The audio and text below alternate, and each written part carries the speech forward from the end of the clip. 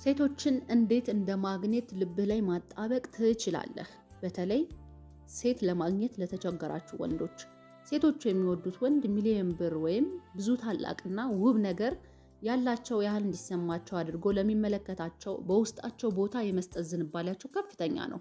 ነገር ግን በየሁኔታዎቹ አጋጣሚ ለጥቂት ሰከንድም ቢሆን የእሷን ደስታ ሊጨምርላት የሚችሉ የተለያዩ ሌሎችን በርካታ ነገሮችን ልታውቅላት የሚያስፈልግና ለአንተም ጥሩ ግንኙነት ለመፍጠር ወሳኝ ጉዳይ ይሆናል። ሌላው ደግሞ ሴቶች ብዙ ጊዜ ራሳቸውን ንግስት አድርገው የማሰብ ዝንባሌ ያላቸው ስለሆነ ከእሷ ሳይመጣ ይህንን ራሷን የመካብ ስራ ከአንተ ይውጣና በውስጥህ ይህ ስሜት እንዲሰማት አድርግ። በውስጧ በቃ ጀግናንሽ፣ ቆንጆነሽ፣ ውብነሽ፣ ልዕልትነሽ፣ ንግስትነሽ የሚለውን ነገር ከእሷ ሳይመጣ አንተ አድርገው። ያኔ ልቧ ውስጥ ትቀራለህ። ውይ እሱ እኮ እንዲህ ብሎኝ፣ ውይ እሱ እኮ እንዲህ ብሎኝ። ኢቭን ማትወድህ ማታፈቅር ቢሆን ራሱ ያን ነገር በማስታወስ የሆነ ጊዜ ላይ ልቧ ጠብ ይልልሃል። እናም ዛሬ እንዴት አድርገህ ልቧን ጠብ እንደምታደርገው እነግርሃለሁ። ለሳቢሳ ሚዲያ አዲስ የሆናችሁ ሰብስክራይብ አድርጉ። ሀሳብ አስተያየታችሁን ኮሜንት ላይ ጻፉልኝ። መልካም ቆይታ። አንደኛውና የመጀመሪያው እንደ ማግኔት ልብ ላይ የምታጣብቅበት ዘዴ ከተቃራኒ ጾታ ጋር ወይም ደግሞ ከሆነች ሴት ጋር ቀርቦ ለመነጋገር በራስ የመተማመን ችሎታ ማዳበር ይኖርባል። ብዙ ጊዜ በራስ የመተማመን ችሎታ ስለሌላቸው ነው ወንዶች ብዙ ሴቶችን ይቀርባሉ፣ ይለያሉ፣ ደስተኛ ያልሆኑት፣ ፍቅረኛ ማግኘት ያልቻሉት። ብዙ ጊዜ እነዚህ ሰዎች ወይም ደግሞ በራስ መተማመን የሌላቸው ሰዎች በአንድ ቤተሰብ ብቻ ወይም ደግሞ ሲንግል ፓርትነር ያደጉ ወይም እህት ኑሯቸው የማያቅ ወንድም ኑሯቸው የማያቅ ስለሆኑ ነው። በዚህም ስለ ሴቶች ያላቸው እውቅና እና ለሴት ልጅ ያላቸው አመለካከት የተዛባና ፍራቻ የሞላበት ነው። ለምን? እህት ኑሯቸው አያቅማ፣ ከእህት ጋር አላደጉም። ቢያንስ ወንድም ቢኖራቸው እንኳን ወንድማቸው ፍቅረኛ ይዞ ሲመጣ ሊያዩ ይችላሉ። ወንድማቸው የሴት ጓደኛ ሊያመጣ ይችላል። ይሄን የማየት ትንሽ ነገር ሊኖር ይችላል። ግን ምንም ሰው ጋር አላደጉ፣ በተለይ ሴት ጋር አላደጉ። እንደዛ ሲሆን ተቃራኒ ጾታን ቀርቦ ለማነጋገር በራስ መተማመን የማነስ ነገር ይኖራል። እንደዛ ከሆነ ደግሞ በምንም መንገድ ፍቅረኛ ልታገኝ አትችልም። ግን ይሄን በራስ መተማመን አለመተማመንህን መቅረፍ ትችላለህ። እንዴት ብትለኝ ራስህን ንጹህ አድርገህ፣ ራስህን ጽድት አድርገህ፣ ራስህን ፏ አድርገህ ደፋር ለመሆን ራስ ጋር ተነጋግረህ ራስ ጋር አውርተህ ወደ ሴቶች መሄድ አለብህ። ያኔ ጠብ ማድረግ ትችላለህ። ግን በራስ መተማመን የሌለህ ወንድ ከሆንክ መቼም ቢሆን እርግጠኛ ሁኝ የምነግርህ ማንኛውንም ሴት አንተ ልብ ውስጥ ማምጣት አትችልም።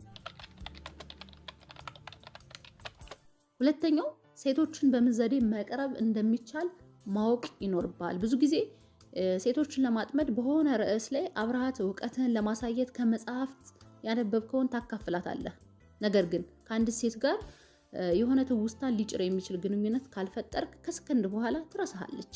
ታዲያ ሴት ልጅ በተለያዩ ዘዴዎች ልትቀርባትና ከቀረብካትም በኋላ ነገሯን አንብብላት ወይም ደግሞ የሆነ ነገሯን አንብበህላት ታላቁን የጨዋታ ሚናህን ልትወጣ ይገባል። ታዲያ በምትፈጥረው ድንቅ አጋጣሚዎች ሁሉ አንተነትህን ወደ ፍቅር ወይም ደግሞ ወደ ፍቅረኛዋ እንድትለውጥህ ማቅረብ ይኖርበታል። የምታደርገው ጨዋታ፣ የምታደርገው ግንኙነት።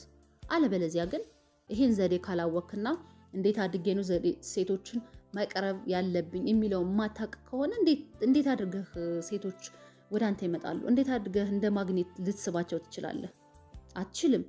ይህን ደግሞ ተደጋጋሚ ጊዜ ሳቢሳ ላይ ሰርቻለሁ። ሴቶችን በምን ዘዴ መቅረብ እንዳለብህ፣ እንዴት አድርገህ ወደ አንተ እንደምታመጣ ዘዴ የማትችል ከሆነ፣ እንዴት መቅረብ እንዳለብህ የማታቅ ከሆነ ዝም ብለህ ወንድ ስለሆንክ ሴት ልጅ ጋር መቅረብ ስለምችል፣ ሴትን ማፍቀር ስለምችል፣ ከሴት ጋር መተኛት ስለምችል ወይም ደግሞ ሴትን ወደፊት ህይወት ሴት ስለሆነ የምታገባ መውለድ ስለምትፈልግ ብቻ ሴት ልጅ ልትቀርብህ አትችልም።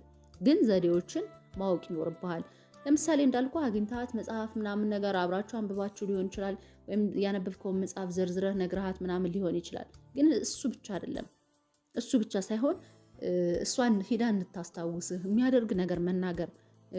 የሆነ ከተለያያችሁ በኋላ አውርታችሁ ምናምን ከተለያያችሁ በኋላ እቤት ሄዳ የምታስታውስህ አንተን የምታስብበት የሆነ ነገር የሆነ ሚንስ መፍጠር አለብህ እንጂ ጥሩ አንባቢ ነህ ብላ እቤት ስትሄድ እንድትረሳህ መሆን የለበትም።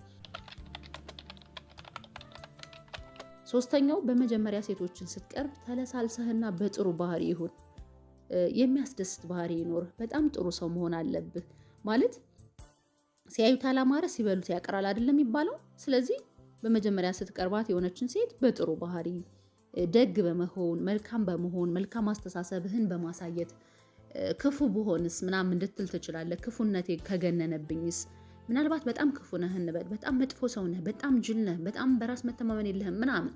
እንደዛ ከሆነ ይህንን ጥሩ ሆነ ለመቅረብም ትቸገራለህ። ግን በቻልከው መጠን ጥሩ ሆነ ከዛ ደግሞ ሴት ልጅ ስትቀርብ በተለሳለሰ በጥሩ ባህሪ፣ ምክንያቱም ሁልጊዜ በጥሩ ባህሪ ታስታውስሃለች። ቢያንስ ከዚህ ሴት ጋር አብራችሁ መቀጠል ባትችሉ እንኳን ሁልጊዜ በጥሩነት ታስብሃለች። እሷ ሚስት መሆን ባትችል፣ እሷ ፍቅረኛ መሆን ባትችል ጓደኛዋን ወይ እህቷን ታመጣልሃለች። እሷ እንኳን ፍቅረኛ ቢኖራት የሆነችን ፍቅረኛ ያላትን ሴት ወደድካት፣ አፈቀርካት፣ ምናምን ቀረብካት፣ በጣም በጥሩ ቀርበሃታል። ግን እሷ ፍቅረኛ አላት፣ ትዳር አላት፣ ኦር ልጅ ምናምን ወልዳለች። ስለዚህ እንዳፈቀርካት ገብቷታል፣ ጥሩ እንደሆንክ ገብቷታል። ጥሩ ቆንጆ ሴት ታመጣልሃለች። ስለዚህ በመጀመሪያ ስትቀርብ ጥሩና ተለሳልሰህ መሆን ይኖርብሃል በጥሩ ባህሪ። ያኔ ሴቶች ወደ አንተ ልብ እንደ ማግኔት እየተሳቡ ነው የሚመጡት። አራተኛው ሁልጊዜ የሚያስደስታትን ነገር ወቅላት። ከምንም በላይ ትልቁ ነገር ይሄ ነው። ሴቶች የውስጣቸው ምቾት ወይም ደግሞ ምቾት የሚሰጣቸውን ሰው በጣም አብዝተው ይፈልጉታል። ሁልጊዜ ሴት ልጅ በወንድ ልጅ ትከሻ ነው ያለች። ያው ወንድ አባወራ ከድሮ ጀምሮ በቃ ባህላችን ነው። እኛ ወንድ ልጅ አባወራ ነው። ወንድ ልጅ ከሴት ይልቅ ወንድ ልጅ ጫካ ሄዶ ሁሉን ነገር ማቅረብ የሚችለው ወንድ ልጅ ነው። ስለዚህ ምቾት የምትሰጥ ወንድ መሆን አለብህ። ምቾት በቃ ምንም ብትሆን ምንም ነገር ቢጋፈጥ ህይወቷ ላይ ምንም ነገር አደጋ ቢመጣ ምንም ነገር ብትሆን አንተ አስደሳች ወንድ፣ ጥሩ ምንም እሷን የማያስከፋ ነገር የምታደርግ እንጂ አንተ የሆነ ደስታዋን የማታቅላት የውስጧን ስሜት የማትረዳ ወንድ ከሆንክ ምን ታረጋለች? አንተ ጋር ምን ትሰራለች? ንገረኝ።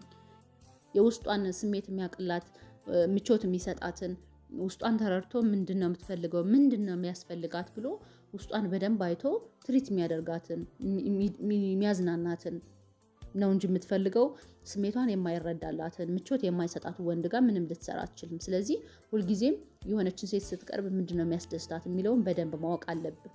እወቀው ስለ ግን ለአንተ ለእውቀት ወይም ደግሞ ጭንቅላት ላይ እንዲቀመጥ ሳይሆን እንድተገብረው ነው። ምንድነው የሚያስደስታትን ነገር ማድረግ።